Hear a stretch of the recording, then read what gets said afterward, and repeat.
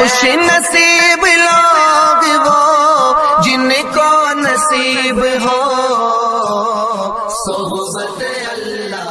راہ ولی میں وہ تاثیر دیکھی، بدلتی ہزاروں کی تقدیر دیکھی۔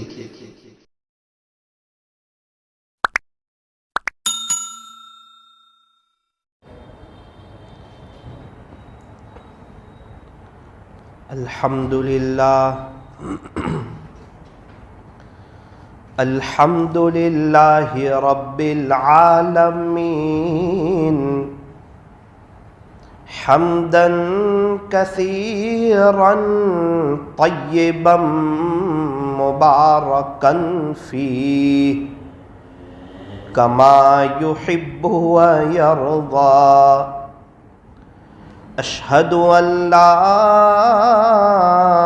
الہ الا اللہ وحدہ لا شریک لہ واشہد ان محمدا عبدہ ورسولہ صلی اللہ علیہ وعلا آلہ واصحابہ وبارک وسلم تسلیما کثیرا کثیرا۔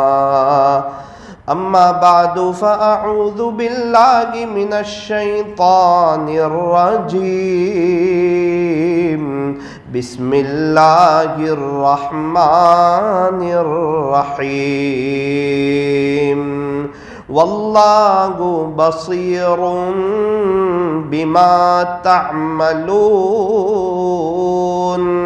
وقال اللہ تبارک وتعالی واللہ خبیر بما تعملون۔ وقال اللہ تبارک وتعالی انہ علیم بذات الصدور۔ صدق اللہ مولانا العظیم۔ وقال النبی صلی اللہ علیہ وسلم الدین یسر۔ وقال علیہ الصلاة والسلام علیکم بالصدق وصدق رسولہ النبی الکریم ونحن على ذلك لمن الشاہدین والشاکرین والحمد للہ رب العالمین۔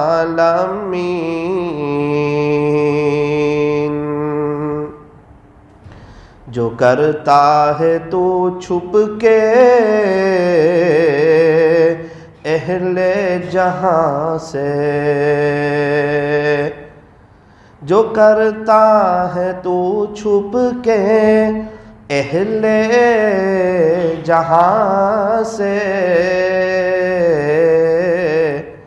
کوئی دیکھتا ہے تجھے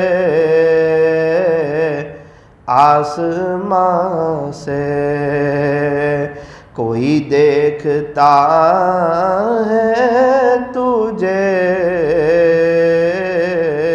آسمان سے۔ مٹ جائے گناہوں کا تصور اس جہاں سے، اگر یہ یقین ہو جائے کہ خدا دیکھ رہا ہے، اگر یہ یقین ہو جائے کہ خدا دیکھ رہا ہے، نور میں ہو یا نار میں رہنا ہر جگہ ذکر یار میں رہنا، چند دن خزاں کے سہلو بس، پھر ہمیشہ بہار میں رہنا، چند دن خزاں کے سہلو بس، پھر ہمیشہ بہار میں رہنا، لب پہ ذکر اللہ کی تکرار ہو، لب پہ ذکر اللہ کی تکرار ہو، دل میں ہر دم حق کا استحضار ہو، اگر تو کر لے اس پر حاصل دوام، پھر تو بس کچھ دن میں بیڑا پار ہو، اگر تو کر لے اس پر حاصل دوام، پھر تو بس کچھ دن میں بیڑا پار ہو۔ محبت سے درود شریف پڑھ لیجیے۔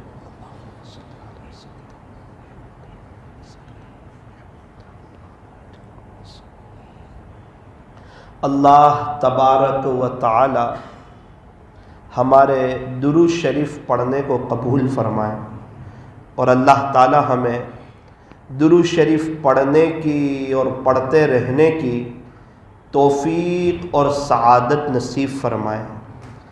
بزرگان محترم، معزز علماء کرام، عزیز نوجوانوں، دنیا کا ہر انسان کامیاب ہونا چاہتا ہے، پھر چاہے وہ مومن ہو یا غیر مومن ہو، اللہ کو مانتا ہو یا نہ مانتا ہو، لیکن ایک قاعدہ ہے کہ دنیا کا ہر انسان کامیاب ہونا چاہتا ہے۔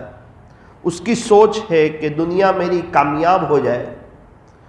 ہر انسان کی ایک سوچ ہے کہ دنیا میری ویل سیٹ ہو جائے، دنیا میری سنور جائے، اور دنیا میں مجھے چین، سکون، اطمینان اور امن و امان نصیب ہو جائے، اور میرے بچوں کی دنیا بھی سنور جائے، وہ بھی ویل سیٹ ہو جائے۔ یہ ہر انسان کی سوچ ہے۔ مومن کی سوچ میں تھوڑا سا فرق ہے۔ مومن صرف دنیا میں کامیاب ہونا نہیں چاہتا، مومن کی سوچ یہ ہے کہ دنیا میں اللہ تعالیٰ مجھے چین، سکون، اطمینان اور امن و امان عطا فرما دے، اور ہمیشہ ہمیشہ کی جو زندگی آنے والی ہے، جو لامحدود زندگی ہے، کبھی نہ ختم ہونے والی، کبھی نہ فنا ہونے والی، اس زندگی میں بھی اللہ تعالیٰ مجھے کامیاب کر دے۔ اور یہ بڑی مبارک سوچ ہے، بڑی خوبصورت سوچ ہے، اور بڑی پیاری سوچ ہے۔ لیکن عام طور پر صرف سوچ رہ جاتی ہے، خیال رہ جاتا ہے۔ ایک بڑا طبقہ ہے، اس کی نہ دنیا سنورتی ہے نہ آخرت سنورتی ہے۔ دنیا میں دیکھو تو بے چین، پریشان حالات میں، تکلیف میں۔ میرا دل دکھتا ہے جب میں جھپر پٹیوں کے درمیان سے گزرتا ہوں، چاہے یہاں ہو یا ممبئی میں ہو یا اطراف میں ہو، تو ہر گھر کے اوپر وہ چھتری لگی ہوتی ہے، اس سے پتہ چلتا ہے کہ یہ گھر میں ٹی وی ہے۔ تو دل دکھتا ہے کہ دنیا بھی بے چین ہے، پریشان ہے، حالات میں ہے، تکلیف میں ہے، اور گھر میں بھی شیطان رکھا ہوا ہے۔ اس کی وجہ سے ان کے گھر کے اندر بھی لڑائییں ہوگی، اور ان کے بچے بھی نافرمان ہوں گے، اور ان کے گھر میں بے برکتی بھی ہوگی، اور ان کے گھر میں حالات بھی ہوں گے۔ کیونکہ جس گھر کے اوپر الٹی چھتری ہونا، اس کے اوپر اللہ کے سیدھے فیصلے نہیں اترتے، پھر بندہ پریشان رہتا ہے۔ اور ایک بات میری یاد رکھنا، جتنا ٹی وی کا ہونا خطرناک ہے، اتنا ہی موبائل میں ٹی وی کا ہونا خطرناک ہے۔ دونوں کا جرم برابر ہے۔ کیوں؟ ایک تو لوگ دیکھتے ہیں، اور دوسری جو ٹی وی لوک میں رکھی ہے وہ کسی کو نہیں معلوم، لیکن اللہ کو یہ بھی معلوم۔ اور میرا اور آپ کا جو معاملہ ہے نا، وہ اللہ کے ساتھ ہے، مخلوق کے ساتھ نہیں ہے۔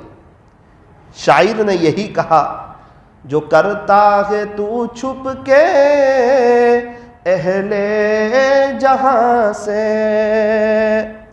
جو کرتا ہے تو چھپ کے اہل جہاں سے،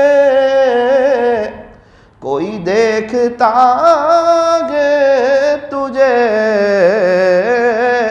آسمان سے، کوئی دیکھتا ہے تجھے آسمان سے۔ کون دیکھتا ہے؟ ہمارا پیدا کرنے والا رب ہمیں دیکھتا ہے، اور میں اور آپ تو اللہ کی نظر میں۔ اللہ کا قرآن کہتا ہے واللہ خبیر بما تعملون،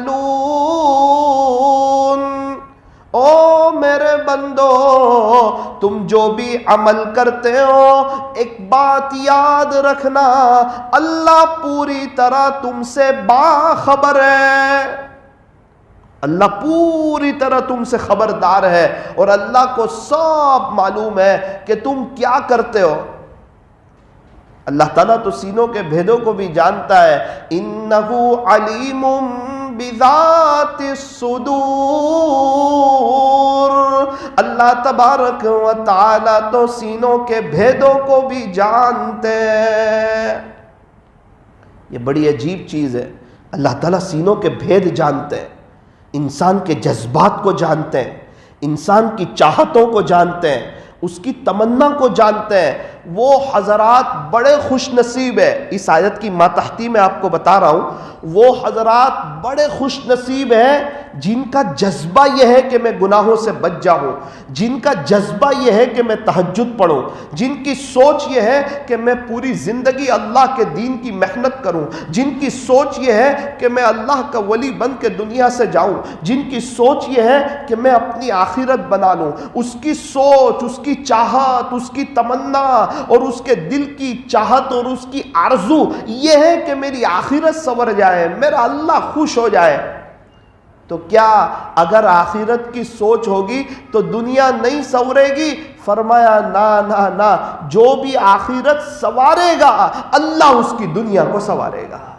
ہم سمجھتے ہیں کہ دنیا کی سوچ ہوگی تو دنیا سنورے گی، نا نا نا، آخرت کی سوچ ہوگی تو دنیا سنورے گی، دنیا قدموں میں آئے گی، برکتوں کے ساتھ آئے گی، عافیت کے ساتھ آئے گی، اطمینان کے ساتھ آئے گی، رحمتوں کے ساتھ آئے گی، سکون ساتھ لے کے آئے گی۔ یہ کب ہوگا؟ فرمایا جب آخرت کی سوچ ہوگی۔ اور ایک انسان جو ہے وہ تنہائی میں گناہ کرتا ہے، کرکٹ کا شوق رکھتا ہے، پکچر دیکھتا ہے، کامیڈی دیکھتا ہے، بار بار اس کا دھیان سماچار میں اور یہ ساری چیزیں دیکھتا رہتا ہے اور غافل رہتا ہے، گناہ کرنا چاہتا ہے، غلط طریقے پر پیسہ کمانا چاہتا ہے، اپنے گھر میں دینداری والا ماحول قائم کرنا نہیں چاہتا، اللہ تعالیٰ اسے بھی جانتے ہیں۔ کیوں؟ کیونکہ اللہ تعالیٰ دلوں کے بھید کو جانتے ہیں۔ تو وہ حضرات بڑے خوش نصیب ہوں گے جو آخرت بنانا چاہتے ہیں، جن کی سوچ آخرت بنانے کی ہے۔ اور ہم نے دیکھا عام طور پر اللہ ان کی آخرت بنا دیتا ہے۔ ایسی آخرت بنتی ہے، موت بڑی اچھی آتی ہے، بڑی شاندار آتی ہے، بڑی پر رونق آتی ہے، اور یہ حضرات بڑی شان سے دنیا سے چلے جاتے ہیں۔ حدیث قدسی میں یہ سوچ جو ہے نا کہ میری آخرت بن جائے، میں اللہ کا ولی بن جاؤں، چاہے میری پوری زندگی لگ جائے، چاہے موت کے ایک سیکنڈ پہلے خدا مجھے اپنا بنا لے، لیکن بنوں گا تو اللہ کا بنوں گا، اس کا نافرمان نہیں بنوں گا۔ یہ جذبہ بہت بڑی چیز ہے، یہ سوچ بہت بڑی چیز ہے۔ حدیث قدسی میں فرمایا انا عند ظن عبدی بی، اللہ فرماتے ہیں کہ میں اپنے بندے کے گمان کے مطابق فیصلہ کرتا ہوں۔ کیسا میرے سے گمان کرتا ہے؟ اگر اس کا گمان یہ ہے کہ میں انشاءاللہ اللہ کا ولی بننا چاہتا ہوں، میرا اللہ مجھے بنائے گا انشاءاللہ، اللہ کی ذات سے قوی امید ہے کہ اللہ ضرور بنائے گا۔ ایک انسان کا جذبہ ہے کہ میں گناہ سے بچنا چاہتا ہوں۔ دیکھو گناہ ہو جانا اور چیز ہے، لیکن گناہ سے بچنے کی سوچ کا نہ ہونا، گناہ سے بچنے کی چاہت کا نہ ہونا، اور گناہ ہو جانے پر دل کے اندر تکلیف کا نہ ہونا۔ ایک 500 کی نوٹ گم ہو جائے تو اس کا دل دکھتا ہے، اس کو افسوس ہوتا ہے، بے چین ہو جاتا ہے. اور ایک بد نظری ہو جائے تو اس کو احساس تک نہیں ہوتا، سر پر جوں تک نہیں رہنگتی، ایسا لگتا ہے کہ کوئی نارمل چیز تھی وہ ہو گئی، کون سا بڑا گناہ کیا ہے. حالانکہ کتنی بڑی چیز ہے بد نظری. یوں فرمایا کہ گناہ ایسی چیز ہے. گناہ کس کو کہتے ہیں؟ گناہ کہتے ہیں اللہ کو ناراض کرنے والی چیز، اس کو گناہ کہتے ہیں. ہر وہ چیز جس سے اللہ ناراض ہو جائے اس کو گناہ کہتے ہیں، اس کو نافرمانی کہتے ہیں. گناہ کا ایک ترجمہ نافرمانی، کہ یہ کون ہے؟ تو کہا یہ اللہ کا نافرمان. یہ کون ہے؟ تو کہا یہ گنہگار. یہ کون ہے؟ تو فرمایا اللہ کی نافرمانی کرنے والا. آپ کہیں گے مولانا اللہ کی نافرمانی تو ہر ایک سے ہو جاتی ہے، چاہے ولی ہو نہ ہو، اللہ کا فرما بردار ہو نافرمان ہو، اللہ کے راستے میں وقت لگاتا ہو نہ لگاتا ہو، اللہ کو منانے کا جذبہ ہو نہ ہو. ہر انسان بشر ہے، بشر ہے، فرشتہ تو ہو نہیں سکتا. انسان سے گناہ ہو جاتے ہیں، تو گناہ تو ہر ایک سے ہوتے ہیں. دیکھو گناہ ہو جانا الگ ہے اور جان مجھ کر گناہ کرنا الگ ہے. اگر گناہ ہو گیا ہے اس پر معافی مانگو گے تو یوں فرمایا کہ یہ بندہ اللہ کو بڑا پسند، چاہتا نہیں تھا، اچانک ہو گیا گناہ، اب معافی مانگ رہا ہے، اللہ کو یہ بندہ بڑا پسند. اور جو جان مجھ کے گناہ کرتا ہے نا، اس کو چالاکی کہتے ہیں. اللہ کو چالاکی پسند نہیں ہے، اس کو معافی پسند ہے کہ بندہ معافی مانگے. جو غلطی کرے اور بندہ معافی مانگ لے، یہ بندہ اللہ کو پسند ہے. چالاک بندہ اللہ کو پسند نہیں ہے. یہ تو چالاکی ہے کہ ابھی گناہ کروں پھر معافی مانگ لوں گا، ابھی گناہ کروں، اللہ بڑا غفور الرحیم ہے. بہت سی مرتبہ ایسا ہوتا ہے بندہ گناہ کرتا ہے، اللہ ایسے ناراض ہوتے ہیں توبہ کی توفیق ہی چھین لیتے ہیں. توبہ کی توفیق ہی چھین لی، ناراض ہو گئے، اسی گناہ میں اس کو مبتلا کر دیتے ہیں. یہ بدنظری، یہ زنا، یہ بڑی خطرناک چیز ہے. جو انسان بد نظری میں مبتلا ہوتا ہے اللہ اس کو دنیا میں نقد سزا یہ دیتے ہیں کہ اس کو بد نظری پہ لگا دیتے ہیں. پوری زندگی بد نظری کرتا ہے اور موت سے پہلے اس کو توبہ کی توفیق نہیں ہوتی ہے، بغیر توبہ کی توفیق کے چلا جاتا ہے. اس سے بڑا اس پر سزا کون سی ہوگی کہ پوری زندگی بد نظری کرتا رہا، اپنے اللہ کو ناراض کرتا رہا اور بغیر توبہ کے چلا گیا. اس سے بڑی محرومی کون سی ہوگی؟ کون سی آنکھ سے اپنے اللہ کو دیکھے گا؟ کون سے آنکھ سے پیارے نبی کی زیارت کرے گا؟ کیسے اپنے اللہ کے سامنے نظر اٹھا کے باتیں کرے گا؟ اس کا نامہ اعمال کھلے گا بد نظری، بد نظری، بد نظری. ابھی تو مشائخ یوں فرماتے ہیں کہ اس زمانے میں بد نظری سے بچنے والا بندہ اللہ کا ولی ہے. کہاں ہے وہ نوجوان جو شریف ہو؟ کہاں ہے وہ نوجوان جن کی تنہائی پاک ہو؟ کہاں ہے وہ نوجوان جن کے موبائل صاف ہو؟ کہاں ہے وہ نوجوان جن کے دل پاک صاف ہو؟ کہاں ہے وہ نوجوان جب چلتے ہو تو اللہ کو اور اللہ کے فرشتوں کو ان پر رشک آتا ہو؟ کہ گناہ کے تقاضے اس کے ساتھ لگے ہوئے ہیں، گناہ کے جذبات اس کے ساتھ لگے ہوئے ہیں، نوجوانی کی چاہتیں اس کے ساتھ لگی ہوئی ہے اور اس کی نظر اٹھانے کو جی چاہتا ہے. لیکن اللہ فرشتوں سے کہتے ہوں گے میرے فرشتوں ایک میرا خوف ہے کہ جس کی وجہ سے اس کی نظریں جھکی ہوئی. آپ یقین مانیں خدا کے دربار میں بڑا اونچا مقام ملے گا اور اللہ سے ڈرنے والوں کے لیے 2 جنتیں. اللہ کا ڈر کوئی معمولی چیز ہے؟ نہ، بہت بڑی چیز ہے. اللہ کا ڈر، اللہ کا خوف. اور ہم نے دیکھا کہ جب بندہ جس چیز سے ڈرتا ہے نا تو تھوڑا سا احتیاط کرتا ہے. بندہ آگ سے ڈرتا ہے، کبھی بھی آگ میں نہیں جاتا. بندہ سانپ سے ڈرتا ہے، کبھی بھی سانپ کے اوپر ہاتھ نہیں پھیرتا کہ سانپ کی چمڑی جو ہے بڑی ملائم ہے، بڑا خوبصورت دکھتا ہے، تھوڑا سا اس کے اوپر ہاتھ پھیر دوں. فرمایا نہ، وجہ کیا ہے؟ سانپ کا خوف ہے. ارے اللہ سے ڈرنے والا کسی سے نہیں ڈرتا، بے شک کسی سے نہیں ڈرتا. کچھ چیزیں فطری خوف میں ہوتی ہے، جیسے سانپ کا خوف یہ فطری خوف ہے، دشمن کا خوف یہ فطری خوف ہے، یہ اللہ کے خوف کے منافی نہیں. جب جادوگروں نے سانپ چھوڑے تو موسیٰ علیہ السلام ڈرنے لگے. اللہ نے فرمایا لا تخاف. خلاصہ یہ ہے کہ آپ گھبراؤ نہیں، ڈرو نہیں. تو یہ کون سا ڈر ہے؟ فرمایا یہ فطری خوف ہے.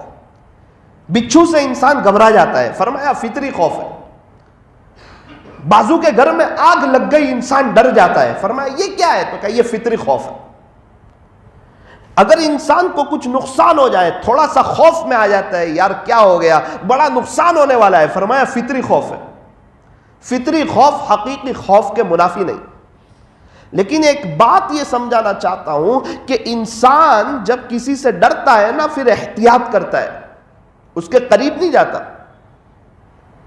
100 بسکٹ ہے، بڑی شاندار بیکری کی بنی ہوئی ہے، خوبصورت بھی ہے، ٹیسٹ فل بھی ہے، بہت اچھی بنی ہے. سگرام پورہ کا علاقہ تو یہاں تو سب کریم وغیرہ مشہور ہے نا، ڈیری کا مینگو کریم وغیرہ. 100 قسم کے کریم رکھے ہوئے ہیں اس کے سامنے، کریم باؤل. بیکری والا یوں کہتا ہے، ڈیری والا، کہ یہ سب بہت شاندار بنے ہوئے ہیں، اچھے میں اچھی چیزیں اس میں استعمال کی ہے. یہ ایک مینگو کریم ہے، اسٹرابری کریم ہے، چاکلیٹ کریم ہے، شیتور کریم ہے، آپ جو مرضی کھا لو، آپ کو اجازت ہے. اتنا ہے، یہ 100 میں سے ایک کے اندر تھوڑا سا زہر ملا ہوا ہے. باقی آپ فکر نہ کریں، آپ نو ٹینشن ہو جائیں، آپ بنداس کھا لیں. 99 تو ایسے جو الحمدللہ ایک دم کوئی ٹینشن نہیں، آپ کو کوئی خطرہ نہیں ہوگا، آپ کو مزہ آئے گی کھانے کی، آپ کھا لیں. بس ایک کریم میں تھوڑا سا زہر ملا ہے. بتاؤ کوئی کھائے گا کیا؟ کوئی 1,00,000 روپے دے تب بھی نہیں کھائے گا. حالانکہ 99 اچھے ہیں. وہ ڈیری والا خود کہہ رہا ہے، قسم کھا کے کہہ رہا ہے، خطرہ ایک کے اندر ہے 100 میں سے. مجھے اتنی امید ہے کہ 1,00,000 کریم رکھ دے اور ایک میں خطرہ ہو تو بھی ہم نہیں کھائیں گے. کیا بات ہے کہ انسان مرنا نہیں چاہتا. اس کو پتا ہے زہر ہے، میں کھاؤں گا تو ذریعے کے طور پہ میری موت واقع ہو سکتی ہے. تو اس سے پتا چلا کہ انسان کو خوف ہوتا ہے نا تو بچ جاتا ہے. اور گناہ کے اندر 100% زہر بھرا ہوا ہے، ہر گناہ میں. اس سے بڑا زہر کیا ہوگا کہ بندہ اللہ کی نظر سے گر جاتا ہے. گناہ کرتا ہے، اللہ کی نظر سے گرتا ہے، اللہ کی نظر سے گرتا ہے. چاہے اس کو کوئی نہیں دیکھتا، وہ اللہ دیکھتا ہے، خالق دیکھتا ہے، مالک دیکھتا ہے. سچی توبہ کرنے والا طبقہ بھی بہت کم، توبہ توڑنے والے بہت زیادہ لوگ. کی اور توڑ دی، کی اور توڑ دی، کی اور توڑ دی، کی اور توڑ دی. جیسے چھوٹا بچہ ہوتا ہے نا، کھلونے آج لیے توڑ دیے، کل لیے توڑ دیے، پرسوں لیے توڑ دیے. آج بندہ توبہ کرتا ہے توڑ دیتا ہے، توبہ کرتا ہے توڑ دیتا ہے، توبہ کرتا ہے توڑ دیتا ہے. خدا کے دربار میں سچی توبہ مطلوب ہے. اور اللہ کی جو مدد ہے نا وہ سچی توبہ پر ہے. اور اللہ کے جو انعامات ہیں نا وہ سچی توبہ پر ہے. اور اللہ کے جو وعدے پورے ہوتے ہوئے بندہ دیکھتا ہے نا وہ سچی توبہ پر دیکھتا ہے. یوں فرمایا سچی توبہ کرنے والا اللہ کا دوست ہو جاتا ہے. کہ بندہ سچی توبہ کرے. گناہ ہو جائے فرمایا پھر توبہ کر لے، گناہ ہو جائے پھر توبہ کر لے. ہو جانا اور چیز ہے، کرنا اور چیز ہے. اس لیے فرمایا کہ ہمارے دل کے اندر ایک جذبہ ہو، ایک شوق ہو، ایک چاہت ہو، ایک ولولہ ہو کہ انشاءاللہ زندگی میں گناہ نہیں کروں گا. انشاءاللہ گناہ کی کھوٹ کو دل سے نکالنا ہے. آپ یقین مانو گناہوں سے بچنے والا اللہ کا ولی ہے. اگر کوئی اللہ کا دوست بننا چاہتا ہے گناہوں سے بچ جائے. ایک بڑا طبقہ ہے، اس کی نہ دنیا سنور رہی نہ آخرت سنور رہی. کیا مطلب؟ وہ عبادت نہیں کرتا. فرمایا عبادت تو کرتا ہے، گناہوں سے نہیں بچتا. عبادت کرنے والے بہت ہیں، گناہوں سے بچنے والے بہت کم لوگ ہیں. بیت ہونے والے بہت لوگ ہیں، سچی توبہ کرنے والے کم لوگ ہیں. اللہ کے راستے میں وقت لگانے والے بہت لوگ ہیں، گناہوں سے بچنے والے کم لوگ ہیں. اصل چیز یہ ہے کہ بندے کی زندگی ایک دم صاف ستھری ہو، صاف شفاف ہو. جب ہم صحابہ کرام کی زندگی کو اٹھا کر دیکھتے ہیں پتہ چلتا ہے کہ سارے صحابہ متقی تھے، گناہوں سے بچنے والے تھے. ایک چھوٹا سا گناہ ہو جائے یہ بھی صحابہ کو برداشت نہیں تھا. گناہ سے بہت دور رہتے تھے. وہ سمجھتے تھے کہ گناہ کرنے سے اللہ ناراض ہو جاتے ہیں. اللہ تعالی ہمیں اپنی ناراضگی سے بچائے. میرے عزیزو یہ اصلاحی مجلس ہے، اور اصلاحی مجلس کا مقصد یہ ہوتا ہے کہ بندہ اپنے دلوں کو صاف کر کے جائے، اپنی اصلاح کے بارے میں فکر مند ہو کے چلا جائے کہ نا نا نا نا، خیر جو ہونا تھا سو ہو گیا، آج کے بعد تو نہ مجھے جھوٹ بولنا ہے، نہ مجھے دھوکہ دینا ہے، نہ مجھے تانا دینا ہے، نہ مجھے بد نظری کرنی ہے، نہ مجھے غیبت کرنی ہے، نہ مجھے کسی کو پریشان کرنا ہے، مجھے کسی کو پریشان بھی نہیں کرنا۔ ماضی قریب کے بزرگ حضرت مرشد عالم رحمت اللہ علیہ، بہت بڑے اللہ کے ولی گزرے، اہلیہ محترمہ وضو کرا رہی ہے، آپ وضو فرما رہے ہیں، تقریباً ہاتھ دھلا رہی تھی، تھوڑا سا پانی زیادہ گر گیا، حضرت نے صرف دیکھا اور کہا کیا دیکھتی نہیں تو؟ صرف اتنا کہا، تھوڑا سا پانی زیادہ گر گیا کہ کیا دیکھتی نہیں تو؟ وضو تو کر لیا۔ امام تھے، مسجد کی طرف جانے لگے، مسجد کے دروازے پر پہنچے، دل میں خیال آیا کہ یار وہ تو بیچاری اللہ کی بندی ہے، وہ تو مجھے وضو کرا رہی ہے، اس کا کیا جرم، اس کا کیا گناہ، وہ تو بیچاری میری خدمت کر رہی تھی، اور کیا پتہ اگر اس کا دل دکھ گیا ہو تو کیا تیری نماز قبول ہو جائے گی؟ اپنے آپ سے باتیں کر رہے ہیں، اگر تیری بیوی کا دل دکھا ہوگا تو کیا تیری نماز قبول ہو جائے گی؟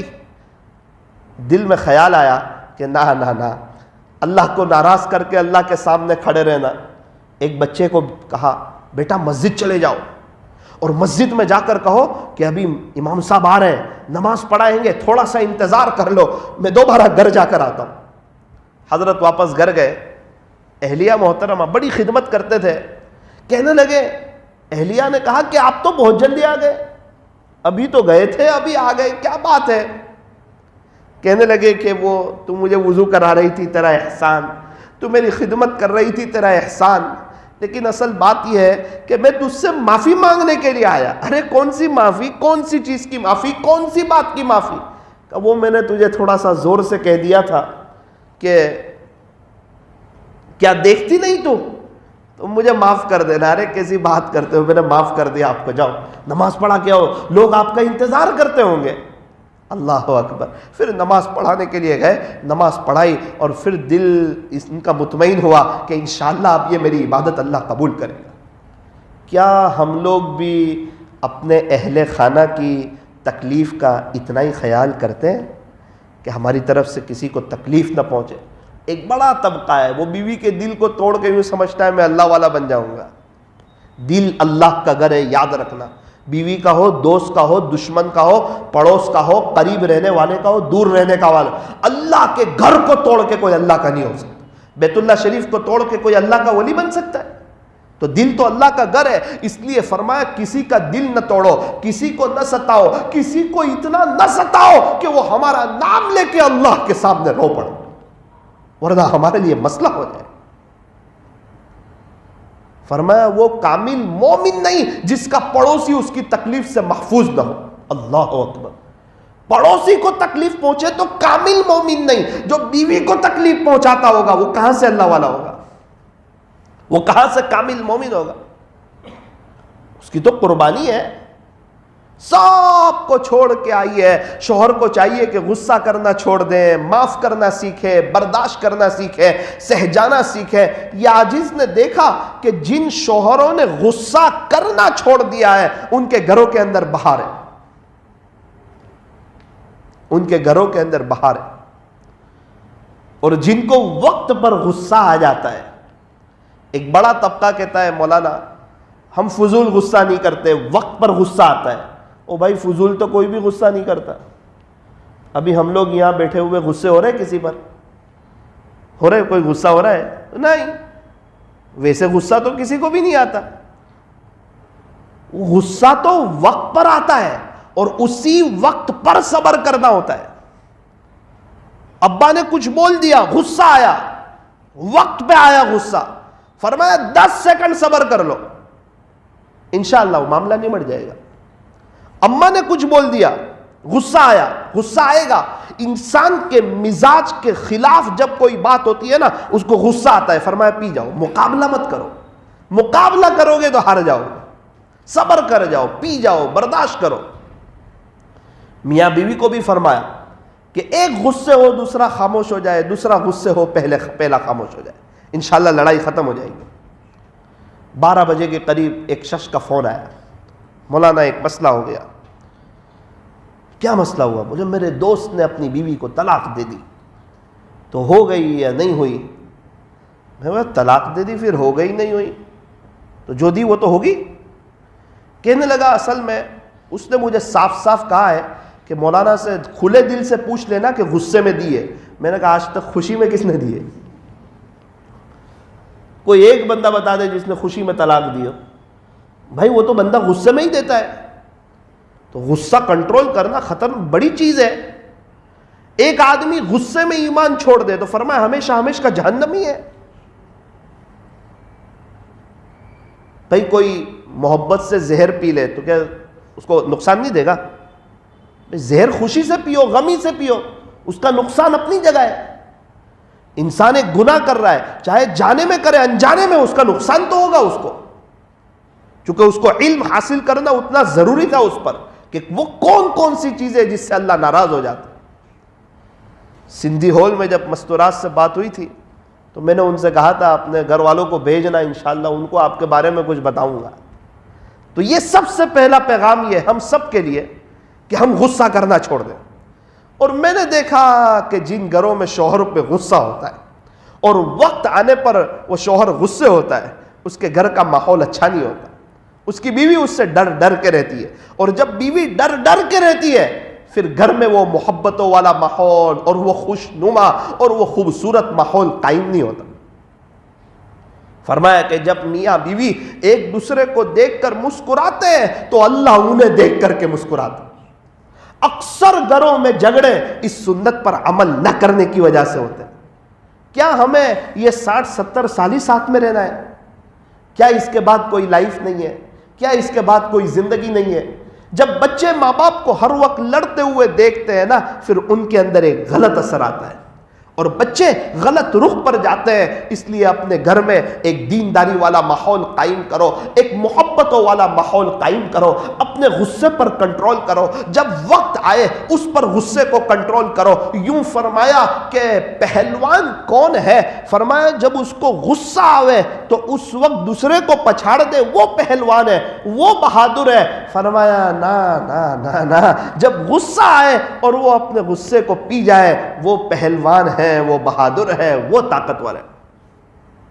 فرمایا وَلَمَنْ صَبَرَ وَغَفَرَ إِنَّ ذَلِكَ لَمِنْ عَزْمِ الْأُمُورِ. خلاصہ یہ کہ جو شخص صبر کرے اور معاف کر دے، یہ بہت بڑی چیز ہے. صبر کر لینا بھی آسان ہے، صبر کر لینے کے بعد معاف کر دینا یہ بڑی ہمت کی بات ہے. جو آخرت بنانا چاہتے ہیں، جو اللہ کو راضی کرنا چاہتے ہیں، ان سے یہ عاجز کہنا چاہتا ہے اپنے دل پر جھاڑو رکھے، دل کو صاف کر دیا کرے، معاف کر دیا کرے. یہ چھوٹی موٹی باتوں کو دل میں رکھ کر نہ پھرا کرے، ورنہ دل میں اگر کوئی بات کھٹک جائے گی، کسی کی برائی دل میں آ جائے گی، یاد رکھنا اللہ نہیں ملے گا. اس کو فائدہ ہوگا، نقصان ہوگا، وہ مجھے نہیں معلوم. دشمنی چلتی رہے گی، حسد، کینہ، بغض، عداوت بڑھتا رہے گا، ہمیں اللہ نہیں ملے گا. اسی لیے قرآن کہتا ہے جو شخص صبر کریں اور معاف کر دیں، اللہ فرماتے ہیں بے شک یہ ہمت کے کاموں میں سے. وَلَمَنْ صَبَرَ وَغَفَرَ إِنَّ ذَلِكَ لَمِنْ عَزْمِ الْأُمُورِ. یہ ہمت کے کاموں میں سے. ہمت والے اپنے اپنے جوہر یہاں دکھائے. اگر کوئی آخرت بنانا چاہتا ہے، یا عاجز ان سے کہنا چاہتا ہے اپنے غصے پر کنٹرول کریں، اپنے اوپر کنٹرول کریں. اور جو بے جا غصے ہوتے رہتے ہیں، فضول غصے ہوتے رہتے ہیں، جن پر اپنا غصہ کنٹرول نہیں ہوتا، وہ کیا وقت ہوگا جب اللہ تعالیٰ ان پر غصے ہو جائیں گے کہ دنیا میں تو سب پہ غصے ہوتا تھا، آج مجھے تیرے اوپر غصہ آ رہا ہے. اس وقت کیا ہو؟ اگر دنیا میں صبر کرو گے، معاف کرو گے، پی جاؤ گے، برداشت کرو گے، سہ جاؤ گے، اپنے آپ کو ایک چھوٹا بن کے زندگی گزارو گے، اللہ کی ذات سے قوی امید ہے انشاءاللہ موت بڑی شاندار آئے گی. اور اللہ موت کے وقت نرمی کا معاملہ کرے گا، رحم دلی کا معاملہ کرے گا. اکثر وہ لوگ جو جمعہ لے گئے، اکثر وہ لوگ جو رمضان لے گئے، اکثر وہ لوگ جو بڑی بڑی راتیں لے گئے، یہ عاجز ان کے گھروں پہ گیا ہے اور ان کے گھر والوں سے پوچھا ہے ان کے اندر خاص کیا بات تھی. گھر والوں نے کہا کہ یہ نرم تھے، کل ہمارے یہاں گش کا دن تھا، ہم لوگ الحمدللہ گش میں شامل ہوئے، آخری بات مجھے کرنی تھی، تو یہ بات نکلی کہ کسی کو تکلیف نہیں پہنچانی چاہیے۔ ایک شخص میرے پاس آئے، مجھے کہا مولانا آپ کی باتیں سنی میں نے، اور میں نے اللہ کا شکر ادا کیا کہ اللہ تیرا احسان ہے، تیرا کرم ہے۔ مولانا پوری زندگی میں نے اس کی کوشش کی کہ میری طرف سے کسی کو تکلیف نہ پہنچے، پوری زندگی میں نے اس کی کوشش کی، اور خلاصہ یہ ہے میرے امی ابو کی عادت تھی، وہ غریبوں کے بڑے خیرخواہ تھے، کسی کو تکلیف نہیں پہنچاتے تھے، دونوں بڑی شان سے دنیا سے گئے، بڑی شان سے گئے دنیا سے۔ میری بہو آئی گھر میں، سوچ رہی تھی پتہ نہیں سسرے غصے والے ہوں گے، کیسے ہوں گے۔ میرا اللہ جانتا ہے اتنے سال ہو گئے وہ اتنی خوش ہے میرے سے، آج تک میں نے اس کو اف تک نہیں کہا، اور کہہ دیا تھا میری 3 بیٹیاں نہیں 4 بیٹی ہے۔ اس نے کہا مجھے میری اماں کے یہاں جانا ہے 1 ہفتے کے لیے۔ مولانا کبھی میں نے منع نہیں کیا، میں نے کہا تو تیری ماں کے یہاں ہی تو جا رہی، کسی اور جگہ تو نہیں جا رہی ہے، تیری امی کے یہاں جا رہی ہے نا، جا بیٹا تیری ماں کا گھر ہے۔ میں نے آہستہ سے پوچھا کہ آپ کی بیوی تو بتاتی ہوگی نا یہ ایسا کرتی ہے ایسا کرتی ہے، بیویوں کی عادت ہوتی ہے، بہو کی برائی بہت کرتی ہے، اسی میں اس کی آخرت برباد ہوتی ہے، اور ساتھ میں اپنے شوہر کی بھی آخرت برباد کر کے چلی جاتی ہے، چونکہ اس کو وہ غیبت نہیں سمجھتی۔ پھر اس کے بچے بھی بڑے ہوتے ہیں، وہ بھی ساس سسرے بنتے، وہ بھی اس طرح غیبت کرتے ہیں، بس ساس سسرے بنو آخرت برباد کرو، ایک قاعدہ چل پڑا ہے۔ میں نے کہا آپ کی بیوی تو آپ کو کہتی ہوگی نا کہ ایسا کرتی ہے ایسا کرتی ہے؟ نہیں مولانا، میں اس کو بھی تکلیف نہیں پہنچاتا ہوں اور نہ اس کو تکلیف پہنچانا چاہتا، یہ سسٹم ہی نہیں ہے کہ ایک تیسرے کی بات کرے، میں کیا کروں گا غیبت کر کے؟ میں نے دیکھا اکثر وہ ماشاءاللہ اشراق پڑھ کے ہی نکلتے ہیں، ان سے ایک مرتبہ اشراق کا مذاکرہ نکلا کہ آپ کی اشراق ماشاءاللہ ہوتی ہے پابندی سے، کہنے لگے مولانا وہ تو شادی سے پہلے سے پڑھتا ہوں، 35 سال ہو گئے، یاد نہیں کبھی اشراق چھوٹی ہو، سفر میں حضر میں۔ کیا بات ہے کہ آخرت کی سوچ ہے، آخرت بنانی ہے، اللہ کو راضی کرنا ہے۔ ارے ان کی زندگیاں دیکھو جو آخرت بنانا چاہتے ہیں، ان کی زندگیاں دیکھو جن کے سامنے آخرت ہے، کیا خوبصورت زندگی ہے، سوچ ہی الگ ہے، ان کے پاس سکون ہی الگ ہے، زندگی گزارنے کا مزہ ہی الگ ہے، وہ دنیا والوں سے ایک الگ طریقے پر رہتے ہیں، ان کا ڈھنگ ہی الگ ہے، ان کی چال ہی الگ ہے، ان کی چلن ہی الگ ہے، جو خدا کے عاشق ہے، جو اللہ کے دیوانے ہیں۔ تو گناہ کرنے سے یہ ہوتا ہے کہ انسان اللہ کی نظر رحمت سے گر جاتا ہے۔ گناہ کا 2 طرح کے نقصان ہوتے ہیں گناہ کرنے سے، ایک تو آخرت کا نقصان ہوتا ہے اور ایک دنیا کا نقصان ہوتا ہے۔ آخرت کا جو نقصان ہے وہ تو ہوگا ہی، لیکن دنیا کا جو نقصان ہے سب سے پہلا یہ نقصان کہ جب بندہ گناہ کرتا ہے تو وہ اللہ کی نظر سے گر جاتا ہے۔ دوسرا نقصان یہ ہوتا ہے جو بہت بڑا نقصان ہے، جو بندہ گناہ کرتا رہتا ہے نا، جان مجھ کے گناہ کرتا ہے نا، اللہ اس کے دل کو پریشان کر دیتا، اس کا دل بے چین، سب ہے، پیسہ ہے، دھن دولت ہے، جو چاہے کھا سکتا ہے، جو مرضی استعمال کر سکتا ہے، جہاں مرضی سو سکتا ہے، ہر چیز اس کے پاس ہے، لیکن اس کا دل بے چین۔ بہت سے لوگ کہتے بھی ہیں کہ مولانا سب کچھ ہے ہمارے پاس لیکن ہمارا دل بے چین، ایئر کنڈیشن میں شاندار کمبل اوڑھ کر ایسے ایسے کروٹیں بدلتا رہتا ہے، نیند نہیں آتی، نیند کی گولیاں کھانی پڑتی ہے، دوائیں کھانی پڑتی ہے، وجہ کیا ہے؟ تو کا دل بے چین ہے۔ تو جو بندہ گناہ کرتا رہتا ہے اللہ اس کو دنیا میں نقد سزا یہ دیتے ہیں کہ اس کے دل کو بے چین کر دیتے ہیں، اس کے دل کو پریشان کر دیتے ہیں، پھر وہ بندہ دلی اعتبار سے بہت زیادہ پریشان رہتا ہے۔ اللہ تعالیٰ دل کی بے چینی سے ہماری حفاظت فرمائے، یہ بہت خطرناک چیز ہے، دیمک کی طرح چیز ہے۔ وہ بندہ پھر ہمیشہ ٹینشن میں رہتا ہے، ڈپریشن میں رہتا ہے، زندگی گزارنے کا لطف اس کو نصیب نہیں ہوتا۔ وجہ کیا ہے؟ تو کہ گناہ کرتا ہے، اور گناہ کرنے والے سے اللہ ناراض ہوتا ہے۔ اور اللہ ناراض ہوتے ہیں تو دنیا کی جو سب سے بڑی کامیابی ہے، فرمایا کہ دنیا کی سب سے بڑی کامیابی ایک مومن کے لیے یہ ہے کہ اسے چین سکون مل جائے۔ چین سکون جنت کی چیز ہے۔ جنت میں بندے کو کوئی ٹینشن نہیں ہوگا، ایک دم نو ٹینشن لائف، مزیدار لائف، پرسکون لائف، بہاروں والی لائف۔ انشاءاللہ جب میں اور آپ جائیں گے تو دیکھیں گے انشاءاللہ ایسی لائف ہوگی جنت کی۔ تو چین سکون جنت کی نعمتوں میں سے ہے۔ جو بندہ اللہ کا فرما بردار ہوتا ہے، نافرمانی نہیں کرنا چاہتا، گناہ نہیں کرنا چاہتا، اس کے دل کے جذبات ہے جان دے دوں گا، گناہ نہیں کروں گا، جھوٹ نہیں بولوں گا، دھوکہ نہیں دوں گا، تانا نہیں دوں گا، غیبت نہیں کروں گا، اللہ کو ناراض کرنے والا کوئی کام نہیں کروں گا، اس کے جذبات، اس کی سوچ، اس کی طلب اللہ کے یہاں اس کی بڑی قدر ہے۔ اللہ اسے بندے کو دل کا سکون عطا فرما۔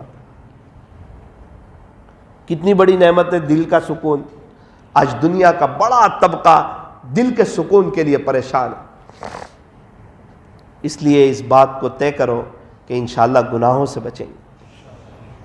جو گناہ کرتا ہے دنیا میں ایک نقصان یہ ہوتا ہے، اس کو بڑا نقصان ہے کہ اللہ تعالیٰ اس کو رونے کی توفیق نہیں دیتے،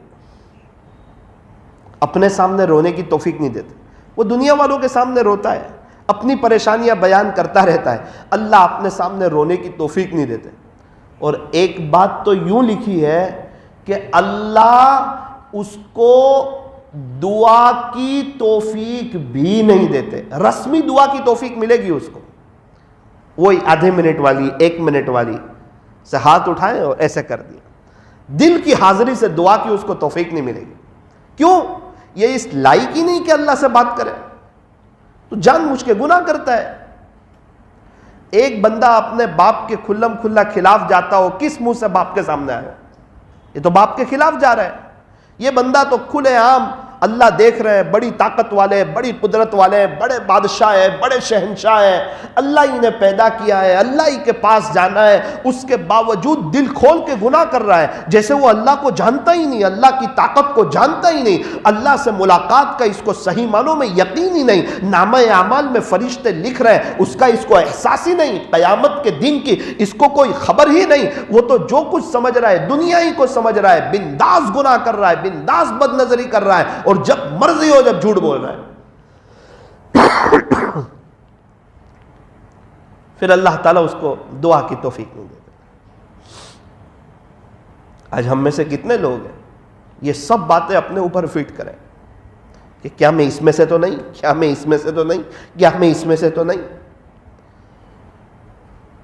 ہم میں سے کتنے لوگ ہیں ان کو دعا کی توفیق نہیں ہوتی؟ کیا وہ نہیں چاہتے؟ چاہتے ہیں۔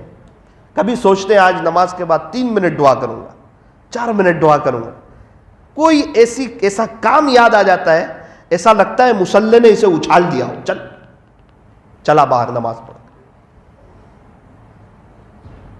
اور دعا اگر کوئی کرے اور کرنا شروع کریں اور زیادہ کرتا رہے تو مجھے اللہ کی ذات سے امید ہے کہ اس عمل کی برکت سے اللہ اس کو گناہوں سے بچا لیں گے۔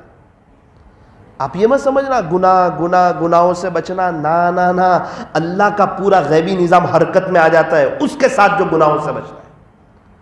گناہوں سے بچنے والے کو نیک کہتے ہیں اور اللہ نیک لوگوں کا ذمہ دار ہے۔ اللہ کا قرآن کہتا ہے وَهُوَ يَتَوَلَّى الصَّالِحِينَ، اللہ تبارک و تعالی جو ہے وہ نیک لوگوں کے ذمہ دار ہے۔ جس بچے کا باپ ذمہ دار ہو وہ بچہ نو ٹینشن ہو جاتا ہے، جس کے اللہ ذمہ دار ہو وہ بندہ نو ٹینشن ہو جاتا ہے۔ دیکھا نہیں چھوٹے چھوٹے بچے کو، جس کے باپ کی کوئی بڑی ڈگری ہو، بڑا مالدار ہو، تو کچھ بات ہو جاتی ہے تو بچہ کیا کہتا ہے؟ تھوڑی بات آگے بڑھ جاتی ہے، لڑائی ہونا شروع ہوتی ہے تو وہ کہتا ہے تجھے معلوم ہے میرا باپ کون ہے؟ اپنے ابا کی طرف اشارہ کرتا ہے، تو جانتا ہے میرا ابا کو؟ میرا ابا یہاں کے سرپنچ ہے، میرا ابا فلاں ہے، میرا ابا افسر ہے، میرا ابا ملٹری میں ہے، میرا ابا فوج میں ہے، میرا ابا کا شو روم ہے۔ تو جانتا ہے میرے باپ کو؟ اللہ! تو جس بچے کو اپنی باپ کی طاقت کا پتا ہو وہ نو ٹینشن ہو جاتا ہے، جس بندے کو اپنی رب کی طاقت کا پتا ہو وہ بے خوف ہو جاتا ہے،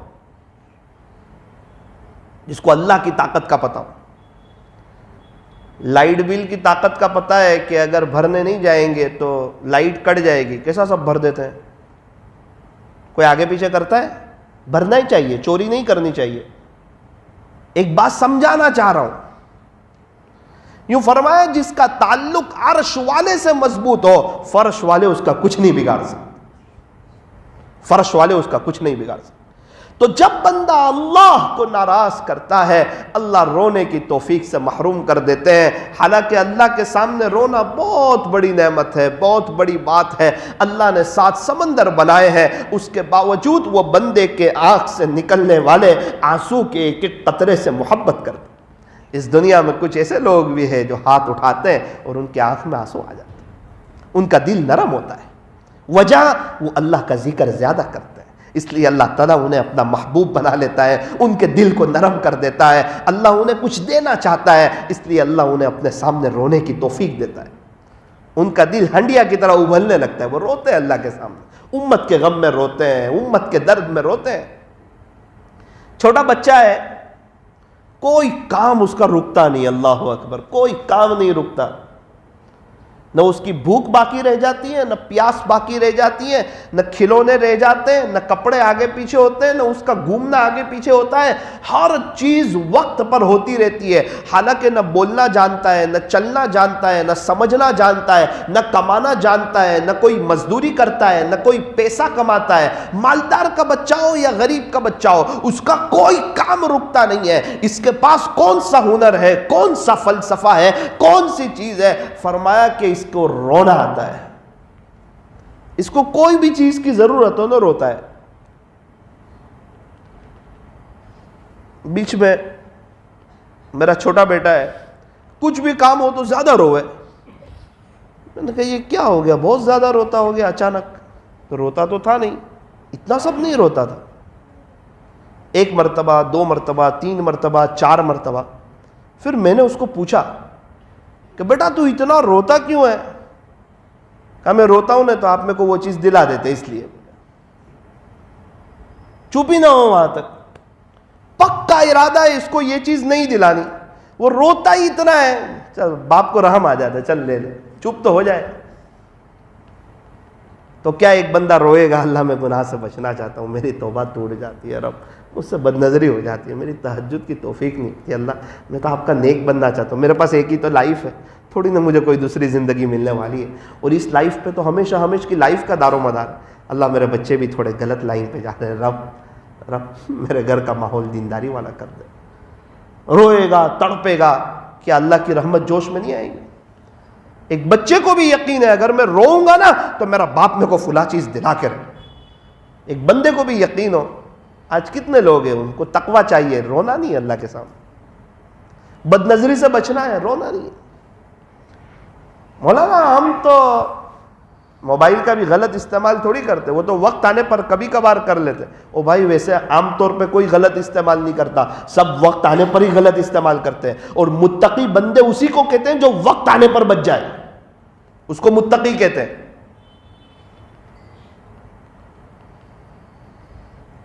ایک عجیب بات سالکین کے لیے، جو تھوڑا سا ذکر کرتے ہیں، دل پر محنت کرتے ہیں نا، اینڈ گناہ کا وقت آتا ہے نا تو اللہ ان کو یاد دلاتا ہے کہ میں دیکھ رہا ہوں، یہ یاد دلاتا ہے کہ میں دیکھ رہا ہوں۔ پھر بھی بندہ تھوڑا سا دیکھا اندیکھا کر دیتا ہے، اپنے دل کو سمجھا لیتا ہے معافی مانگ لوں گا، پھر گناہ کر جاتا ہے۔ وجہ ذکر جس مقدار سے کرنا چاہیے اس مقدار سے نہیں کر رہا ہے۔ اللہ کو جانتا تو ہے کہ اللہ دیکھ رہے ہیں، لیکن طاقت کا بھی پتہ ہونا چاہیے۔ جیسے یہ ان کی طاقت کا پتہ ہے کہ اگر لائٹ بل نہیں بھرا تو وائر کاٹ جائیں گے، بجلی چلی جائے گی، پتہ ہے گھر میں اندھیرا ہو جائے گا۔ مالدار، غریب، امیر، کیا جھوپڑی میں رہنے والا، کیا کرائے کی دکان چلانے والا، ہر آدمی لائٹ بل بھر دیتا ہے، طاقت کا پتہ ہے۔ یہ اللہ والوں کو اللہ کی طاقت کا پتہ ہوتا ہے کہ اللہ بڑی طاقت والے، بڑی قدرت والے، پکڑنے پر آئے تو بہت خطرناک طریقے پر پکڑ لیتے ہیں، اور معاف کرنے پر آئے تو معاف کر دیتے ہیں۔ جب اللہ تعالیٰ ناراض ہوتے ہیں تو پھر بندہ حالات میں آ جاتا ہے، پریشانیوں میں آ جاتا ہے۔ بد نظری کی تو ایک عجیب سزا ہے۔ جو بندہ بد نظری کرتا ہے اللہ تعالیٰ اس کو تہجد کی نعمت سے محروم کر دیتا ہے۔ جتنی مرضی الارم رکھ دے اس کو اٹھنے کی توفیق نہیں دیتا۔ ایسا گناہ ہے بد نظری۔ اور تہجد کا وقت تو اللہ سے لینے کا وقت ہے۔ ایک شخص میرے پاس آیا ہمارے یہاں، مجھے کہنے لگے مولانا عجیب بات ہو گئی نوساری میں۔ میں نے بولا کیا ہوا؟ بولے 4 بجے میں 2-3 آدمی کو رکھنے کے لیے اسٹیشن جا رہا تھا، تو میں نے دیکھا 3-4 فقیر کھڑے ہیں، تو مجھے بہت دل میں افسوس ہوا کہ رات کا آخری پہر ہے، 4 بجے کا وقت ہے اور پورا اندھیرا چھایا ہوا ہے، یہ فقیر لوگ کو اتنی رات میں کون دے گا اور کیا دے گا؟ اتنی رات کو اٹھ کے آ گئے، میٹھی نیند قربان کر کے آ گئے۔ مولانا صاحب میرے سے رہا نہیں گیا، میں ان فقیروں کے پاس گیا اور میں نے پوچھا کہ بھائی آپ لوگ اپنی نیند قربان کرتے ہیں، اتنی رات کو اٹھنے کے لیے آ گئے، آپ مانگ رہے ہیں، ہاتھ پھیلا رہے ہیں، اتنی رات کو کون دے گا آپ کو؟ وہ تینوں فقیر نے کہا کہ پورا دن مانگتے ہیں ہم، تو کوئی روپیہ دیتا ہے، کوئی 5 روپے دیتے ہیں، کوئی 10 روپے دیتے ہیں، یہ رات میں جن کی ٹرینیں ہوتی ہیں نا، جو بمبئی وغیرہ جاتے ہیں، سفر کرتے ہیں، یہ تھوڑا سا زیادہ دے کے چلے جاتے ہیں، کوئی 50 روپے کی نوٹ دے دیتا ہے، کوئی 100 روپے دے دیتے ہیں۔ پورا دن مانگ کے ہمیں اتنا نہیں ملتا، 100 کے پاس جاتے اتنا نہیں ملتا جتنا 2-3 دے کے چلے جاتے ہیں، ہمارا پورے دن کا خرچہ نکل جاتا ہے۔ اللہ اکبر! جس فقیر کو بھی معلوم ہے کہ رات میں زیادہ ملتا ہے، اور ہم ہیں، ایک ہی زندگی ہے، ایک ہی لائف ہے، رات اٹھنے کے لیے تیار نہیں۔ بنیادی وجہ جلدی سوتے نہیں۔ ہم کیا سمجھتے 1:30 بجے سوئیں گے تو 10 الارم رکھیں گے تو تہجد کی توفیق ہو جائے گی؟ یاد رکھنا بغیر وجہ کے 1:30 بجے سویا اکثر اللہ فجر بھی ناکا کروا دیتا۔ فجر چلی جائے گی، تہجد کی بات جانے دو، اور پھر افسوس کرے گا 5-10 منٹ صبح میں، اور پھر جیسا تھا ایسا ہی نارمل ہو جائے گا۔ اور اگر توفیق ہو بھی گئی فجر کی تو عام طور پہ اس کا دھیان نہیں لگتا۔ تو گناہ کا ایک نقصان یہ ہے کہ اللہ تعالیٰ عبادت کی لذتوں سے اس بندے کو محروم کر دیتے۔ اللہ کرے کہ شاید اتنی باتیں سن کے ایک گناہ کی نفرت دل میں آ جائے۔ دنیا کے نقصانات بتا رہا ہوں، آخرت کی تو بات جانے دو۔ دنیا کے عبادات کی لذت سے محروم، عشاء پڑھ رہا ہے مزہ کوئی نہیں، اللہ کا قرآن پڑھ رہا ہے مزہ کوئی نہیں، تہجد پڑھتا ہے مزہ کوئی نہیں، درود شریف پڑھتا ہے مزہ کوئی نہیں، اور آئس کریم کھاتا ہے تو مزہ آتی ہے، جوس پیتا ہے تو مزہ آتی ہے، اور بریانی کھاتا ہے تو مزہ آتی ہے، دال چاول کھاتا ہے تو مزہ آتی ہے۔ دنیا کی چیزوں کا ٹیسٹ آ رہا ہے اور عبادتوں کا ٹیسٹ نہیں آ رہا۔ تو کیا مطلب ہے؟ عبادت میں ٹیسٹ نہیں۔ ایک آدمی نے شکر استعمال کی اور یوں کہا کہ یہ جس فیکٹری والے نے شکر بنائی ہے اس نے کڑوی بنا دی ہے، شکر میں مٹھاس کوئی نہیں۔ لوگوں نے کہا عجیب بات کرتا ہے، شکر تو میٹھی ہوتی ہے، شکر کبھی کڑوی نہیں ہوتی۔ اس نے کہا نا نا نا، میں اس کا گواہ ہوں اور میں نے خود ٹیسٹ کیا ہے۔ اس نے ٹیسٹ کر کے بتایا، ایک عقل مند انسان کھڑے تھے، انہوں نے چیک کیا تو اس کو بخار تھا۔ کیا تھا اس کو؟ بخار۔ اس کو کہا بھائی نہ شکر کی غلطی ہے، نہ بنانے والے فیکٹری والے کی غلطی ہے، یہ تو تجھے بخار ہے، اس کی وجہ سے تجھے شکر کا ٹیسٹ آتا نہیں ہے، تو تو علاج کرا لے، انشاءاللہ جب تیرا بخار دور ہو جائے گا تو شکر کا ٹیسٹ آ جائے گا۔ اس نے ویسا ہی کیا، علاج کروایا، اس کو شکر کا مزہ آنے لگا، کہنے لگا نا نا نا، کمپنی والے کی کوئی غلطی نہیں، فیکٹری والے کی کوئی غلطی نہیں، میرا اپنا قصور تھا کہ مجھے بخار تھا۔ تو کیا قرآن شریف کا ہمیں ٹیسٹ نہیں آ رہا؟ تو کیا قرآن میں کوئی ٹیسٹ نہیں، یا ہماری روح بیمار ہے؟ ہماری روح بیمار ہے۔ کسی اللہ والے کے پاس جا کر ان سے بیعت ہو کر، ان کی صحبت اٹھا کر، ان کی باتوں کو سن کر اپنی روح کو پاک صاف کیا جائے، اپنے دل کو صاف کیا جائے.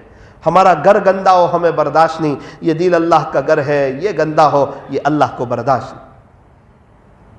اور وقتاً فوقتاً اللہ کے راستے میں وقت لگایا جائے، اللہ کے دین کو آگے رکھ، اللہ کے دین کی محنت کی جائے.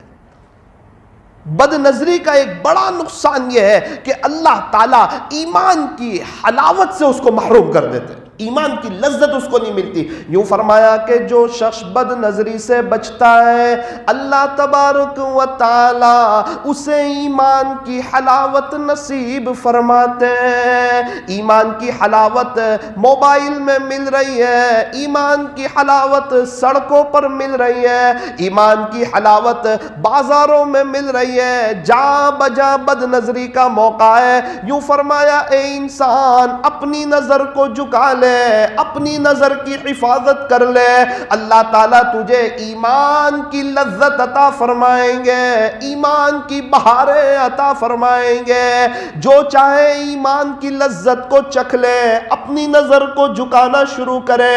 اللہ کا قرآن کہتا ہے قل للمؤمنین، پیارے نبی جی ایمان والے مردوں سے کہہ دیجئے یغضوا من ابصارہم، اپنی نگاہیں نیچی رکھیں، وَيَحْفَظُوا فُرُوجَهُمْ، اور اپنی شرمگاہوں کی حفاظت کریں. فرمایا آنکھ کیمرہ ہے، دل میموری کارڈ ہے. انسان جیسا آنکھ سے دیکھتا ہے ویسے ہی دل میں عکس پڑتے ہیں، ویسے ہی خیالات آتے ہیں، ویسے ہی جذبات بنتے ہیں. جس کی آنکھ قابو میں نہیں اس کی لائف قابو میں نہیں. فرمایا اپنی آنکھوں کی حفاظت کریں. قرآن کریم میں اللہ تعالیٰ ایک بات مردوں سے فرماتے ہیں، وہ مردوں کے لیے بھی ہوتی ہے، مستورات کے لیے بھی ہوتی ہے. لیکن اللہ اکبر کبیرہ بد نظری کی باری آئی، اللہ مردوں سے الگ طریقے پر کہہ رہے ہیں، مستورات سے الگ خطاب کر رہے ہیں. وَقُلْ لِلْمُؤْمِنَاتِ، ایک تو اللہ کا قرآن ہے، پیارے نبی کو مخاطب کرتے ہیں. پیارے نبی جی آپ ایمان والی عورتوں سے کہہ دیجئے یغضضن من ابصارہن، کہ اپنی نگاہیں نیچی رکھیں، وَيَحْفَظْنَ فُرُوجَهُنْ، اور اپنی شرمگاہوں کی حفاظت کریں. یہ کتنی اہم بات ہوگی، نظر کی حفاظت کرنا، زنا سے بچنا اللہ کو کیسی ناراض کرنے والی چیز ہوگی.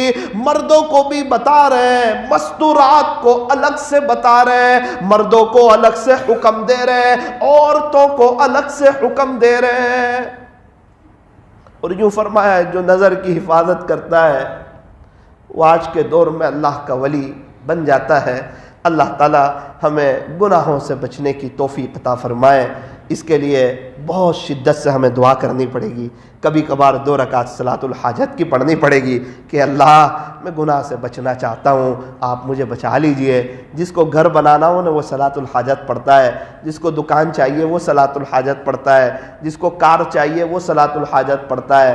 اور جس کو میرے عزیزو گناہوں سے بچنا ہو اور عام طور پہ اس کو صلاۃ الحاجت پڑھنے کی توفیق نہیں ہوتی. ایسا نہیں ہونا چاہیے. 2 رکعت پڑھیں، اپنے جذبے بتائیں، کبھی 20-25 روپے صدقہ دے دیں، کہیں اللہ یہ اس لیے دے رہا ہوں کہ آپ مجھے گناہوں سے بچا لیں. ہر دعا میں اللہ گناہوں کی نفرت میرے دل میں ڈال دے، اللہ وقت آنے پر مجھے گناہوں سے بچا لے. عام طور پہ جب وقت آتا ہے تو بندہ گناہوں سے بچنے کو بھول جاتا ہے. ابھی دیکھو ماشاءاللہ حج کے مہینے چل رہے ہیں. ابھی کیا چل رہا ہے؟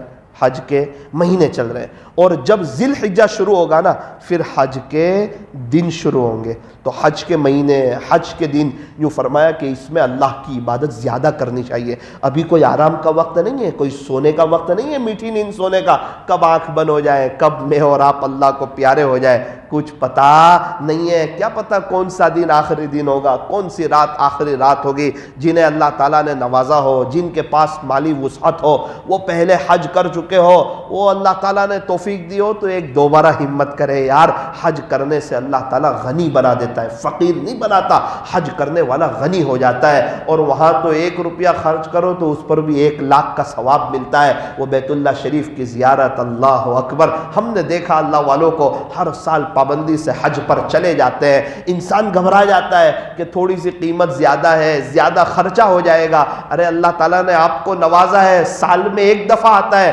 کیا پتہ دوبارہ حج کا موقع ملے نہ ملے، اور حج میں انسان جا کر آتا ہے تو حج ہو جاتا ہے تو گناہوں سے ایسا پاک صاف ہو جاتا ہے جیسے کہ ماں کے پیٹ سے پیدا ہوا ہو، ایسا گناہوں سے پاک صاف ہو جاتا ہے۔ اس کا یہ مطلب نہیں، ایک آدمی حج میں سے آیا، کرانے کی دکان پر گیا، آخری بات سنا رہا ہوں، کرانے کی دکان پر گیا، بولے وہ اپنا کھاتا نکالو، وہ ہر مہینے اس کا بل بنتا تھا، پورے 1 سال کے پیسے باقی تھے اس میں، اب کافی چیزیں لے رہا ہے، 8,000 ہو رہے مہینے کے، 11 ہو رہے، کسی مہینے میں 9.5 ہو رہے، اچھا خاصا بل بنا ہوا۔ تو وہ کرانے والا تو خوش ہو گیا کہ آج الحمدللہ میرے پیسے آ گئے، حج کر کے آیا، اللہ تعالیٰ اس کو جزائے خیر دے۔ کھجور بھی لے گیا، زمزم کا پانی بھی لے گیا، اور وہ بھی اس کو ہدیے میں دیا۔ بولے دیکھو اپنا کیا حساب ہے، اس نے کھولا، اس نے بتایا، بولے جی یہ بھی آپ بل پے کرنے والے ہو، دینے والے ہو؟ بولے نا دینے کی کیا بات کرتے ہو، میرے نام کے آگے حاجی لکھ دو۔ بولے کیوں؟ بولے سب معاف کرا کے آیا وہاں، میں تو ایسا ہو گیا جیسے ماں کے پیٹ سے بچہ پیدا ہوتا ہے، ایسا ہو گیا میں تو سب، میں تو ایک دم۔ تو کسی بزرگ نے اس کو سمجھایا کہ بھائی وہ جو نماز چھوٹی ہے اس کو تو ادا کرنی ہے، وہ نماز چھوٹی ہے وہ اللہ نے معاف کر دی، لیکن اس کی قضا تھوڑی نہ معاف ہے، اگر قضا نہیں کرے گا تو واپس اس کی سزا ملے گی تجھے، اور جس کا جو پیسہ لیا ہے وہ تو اس کو دینا ہی ہے، وہ تو اس کو لوٹانا ہی ہے۔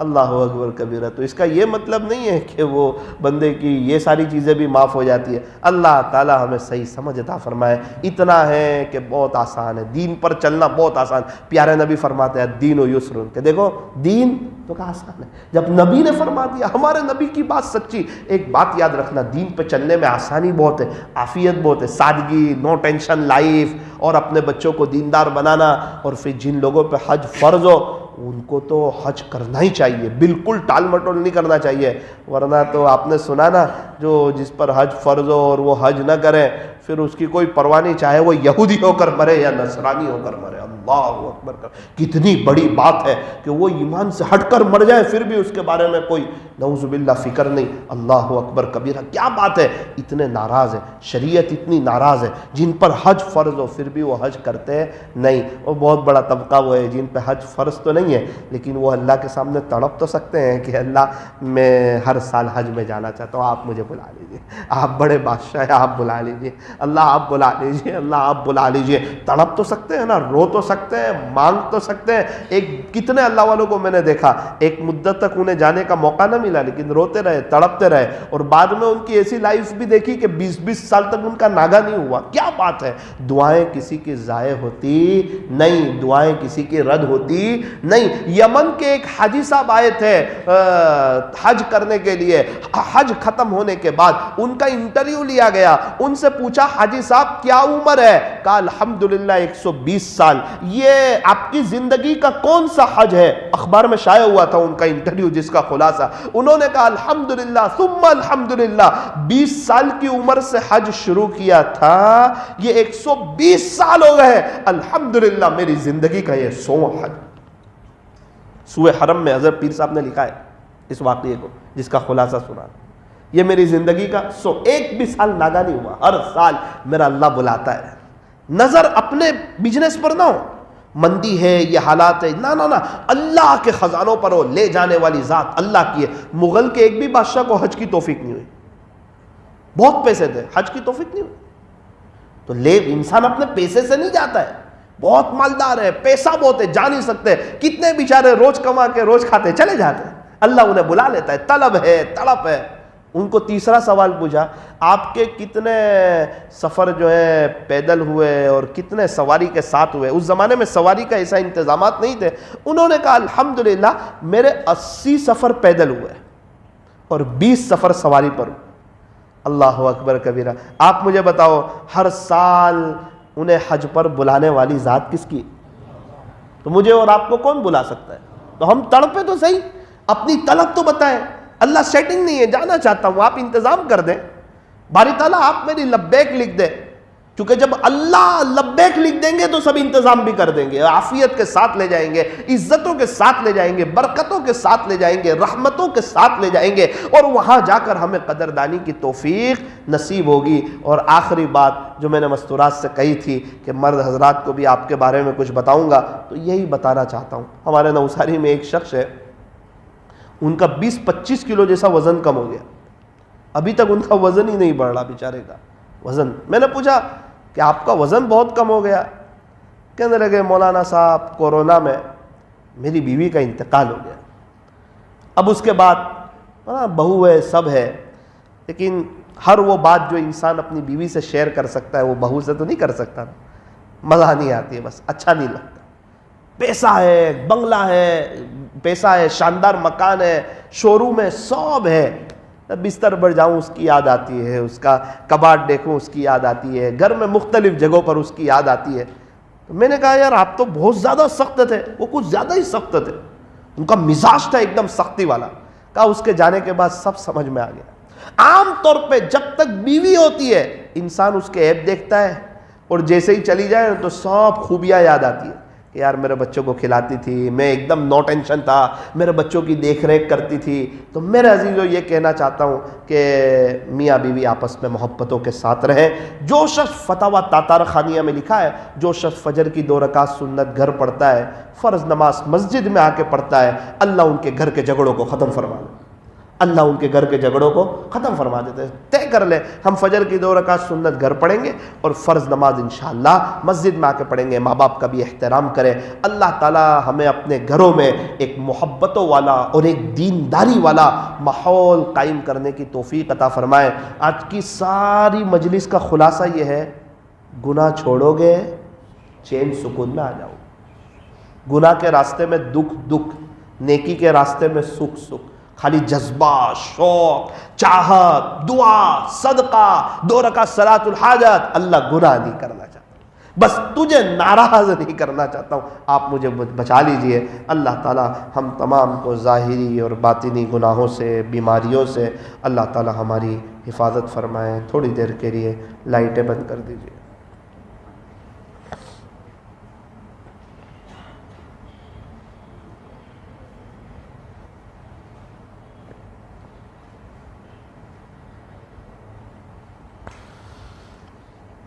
باہر کی بھی بند کرو.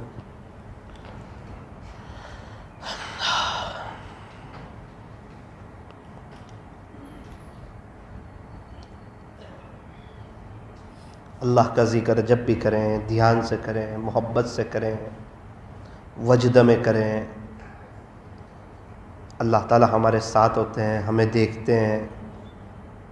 وَهُوَ مَعَكُمْ أَيْنَمَا كُنْتُمْ، اللہ تمہارے ساتھ ہے تم جہاں کہیں بھی ہو.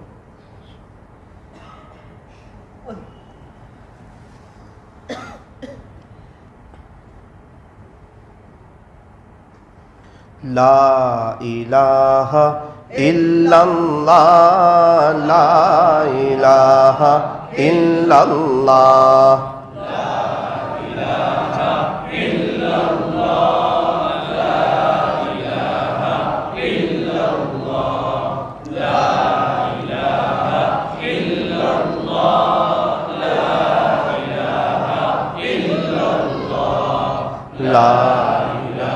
لا الہ الا اللہ، لا الہ الا اللہ،